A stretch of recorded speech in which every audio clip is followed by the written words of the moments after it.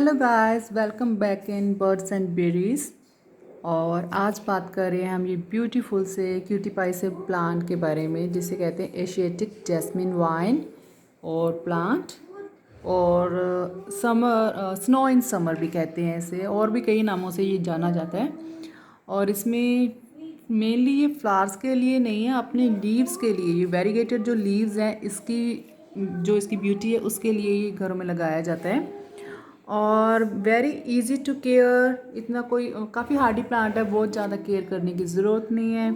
और as a plant, bushy plant, और as a creeper, as a climber, vine, जैसे भी हम चाहें उसी वे में हम इसे लगा सकते हैं, जैसे भी हमारे घर की रिक्वायरमेंट हो। और जैसे कि फ़िलहाल तो ये बहुत ही ज़्यादा बुशी नहीं है, एक साइड से इसकी काफ़ी ऐसे लंबी लंबी वाइन्स निकली हुई हैं।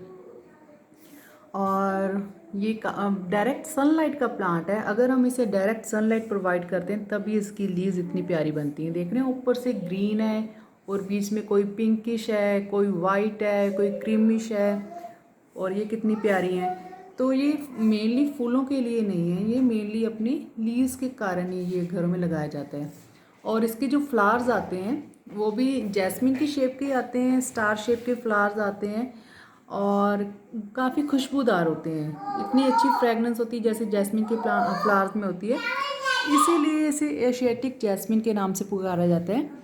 और जितनी हम, जैसे मैं पहले भी आपको बता रही हूँ, डायरेक्ट सनलाइट, अगर डायरेक्ट सनलाइट नहीं मिल रही है तो ब्राइट लाइट जितनी प्रोवाइड करवाएंगे इस प्लांट को, उतना ही इसका फॉलेज अच्छा निकल के आता है। अगर हम इसे अगर आपके घर में है भी है तो आप नोटिस करेंगे, अगर आपने इसको शेडी एरिया में रखा हुआ है तो इसके लीव्स का कलर सिर्फ ग्रीन आएगा, ऐसे पैरेट ग्रीन, ये वाला कलर आप नहीं पा सकते हैं। तो जो न्यू ग्रोथ होती है उसका कलर जैसे ऐसे निकलता है, दूर से ऐसे लगते हैं जैसे कि इसके फ्लावर्स लगे हुए हैं, ऐसे pink, white, pinkish, light pink, purple, बहुत सारे टोन्स हैं, जैसे कि ब्राउनिश भी है। तो इतना प्यारा लगता है ये। और इसे आप बड़े से बड़े पॉट में लगाएं अगर आपने ज़्यादा ग्रोथ चाहिए तो। छोटे पॉट का प्लांट नहीं है ये, रूट्स भी काफ़ी डेवलप करता है। और जैसे कि मैंने इसकी लोकेशन का तो आपको बता ही दिया कि डायरेक्ट सनलाइट का प्लांट है, डायरेक्ट नहीं तो इनडायरेक्ट ब्राइट लाइट तो इसे चाहिए चाहिए। और उसके अलावा बात आती है इसकी वाटरिंग की, तो वाटरिंग में ये काफ़ी मॉइस्ट पसंद करता है, लेकिन ज़्यादा सोगी सॉइल पसंद नहीं करता।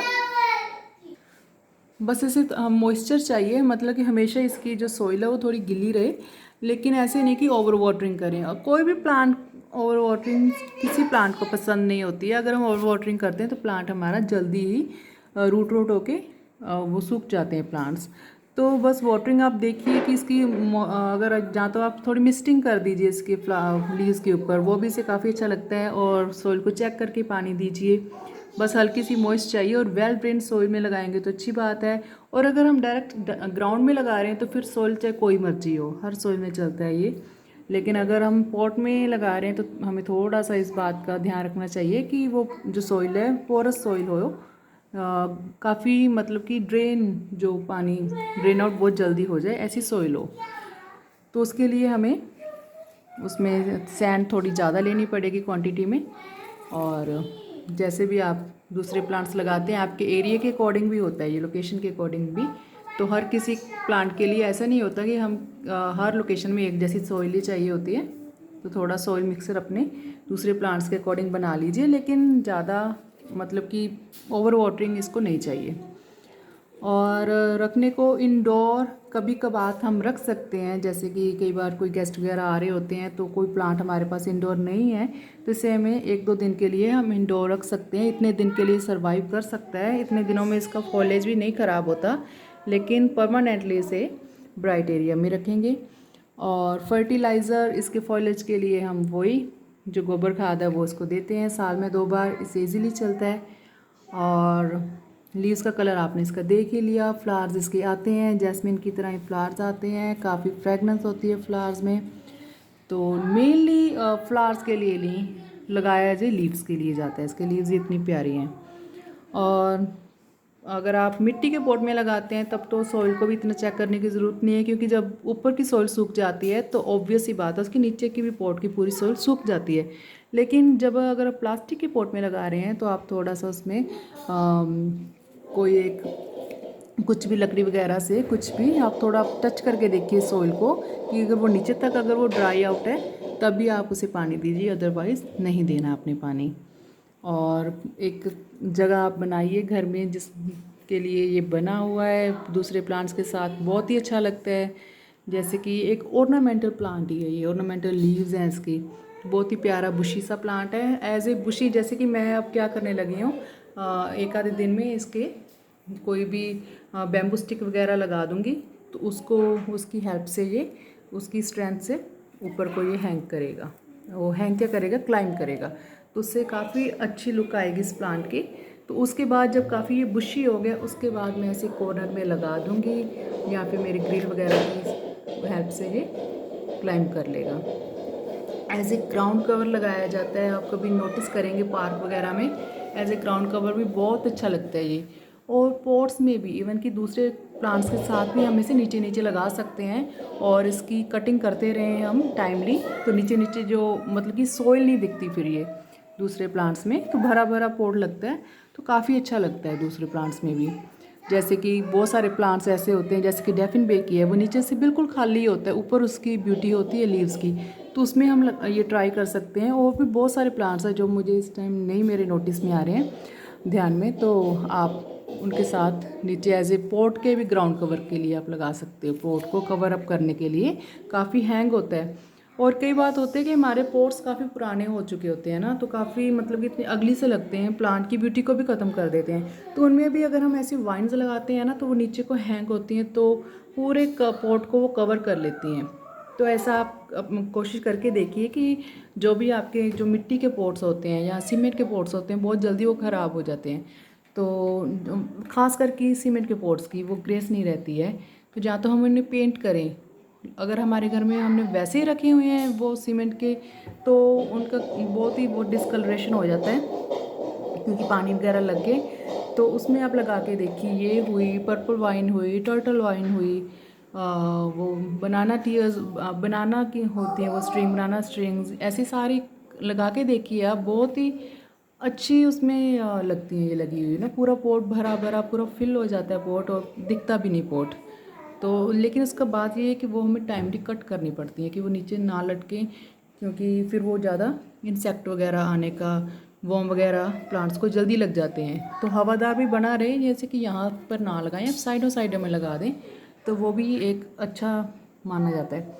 और रही बात अब इसकी प्रोपोगेशन की, क्योंकि मेनली जब भी हम कोई प्लांट लेके आते हैं तो हमें होता है कि हम उसे कैसे जल्द से बुशी बना दें या हम दूसरे पोट्स में लगा दें, तो इसके लिए ये है प्रोपोगेशन काफ़ी इजी है। जस्ट या तो आप इसका कट करके वाटर में आप इसको प्रोपोगेट कर लीजिए, वाटर में इसकी बहुत जल्दी रूटिंग हो जाती है। जैसे कि दूसरे भी आप प्लांट्स को आपने नोटिस किया होगा कि जब हम वाटर से प्रोपोगेट करवाते हैं तो वाटर में एज़ कम्पेयर टू सॉइल जल्दी उनकी रूटिंग हो जाती है, डेवलप हो जाती है। और सेकेंडली जस्ट हम इसको कट ऑफ करके 6-7 इंच की लेके उसकी पत्तियों को ऊपर नीचे की बॉटम की पत्तियों को 6-7 को उतार के इसी पॉट में लगा लें और पॉट में लगा लें, तो वो भी महीने 20 दिन में उसकी भी रूटिंग हो जाती है। और तीसरा ये इसका है, जैसे कि अगर हमने इसको बुशी बनाना है कि एक ही प्लांट अगर इतनी एनर्जी इसको नहीं बुशी बन पा रहा, तो जैसे कि ये वाली हैं स्ट्रिंग्स इसकी, इन्हीं को ही हम यहाँ दबा दें। वैसे मैं अभी नहीं करने वाली, चलो एक को मैं करके दिखा देती हूँ आपको।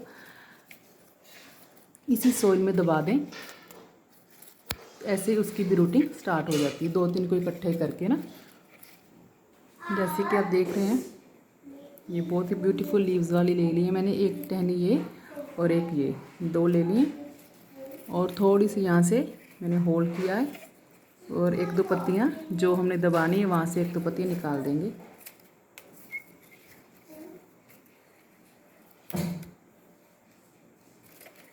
और इसको यहाँ पे प्रेस कर देंगे।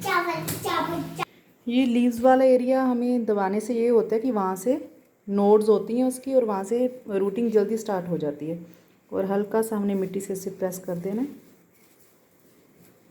और इतनी जल्दी हमें, पहली बात तो अगर हम सेम पॉट में लगा रहे हैं तो हमें इसे मदर प्लांट से कट ऑफ करने की ज़रूरत नहीं है।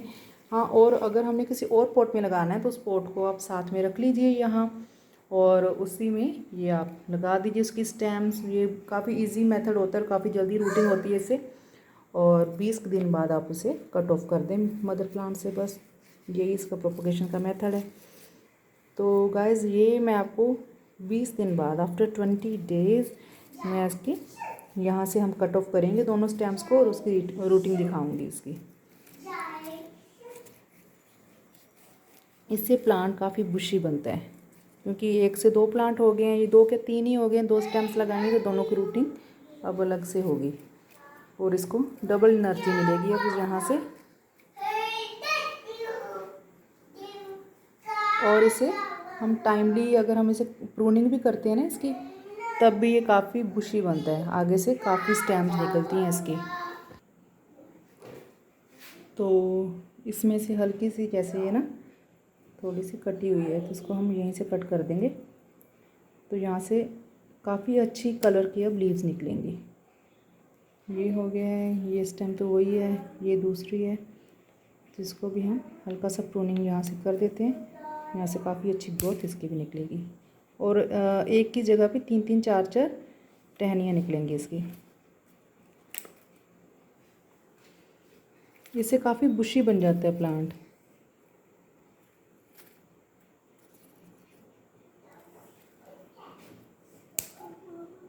इनको भी जो इतनी इतनी छोटी स्टेम्स काट रही हूँ ना, इनको भी लगाऊंगी मैं।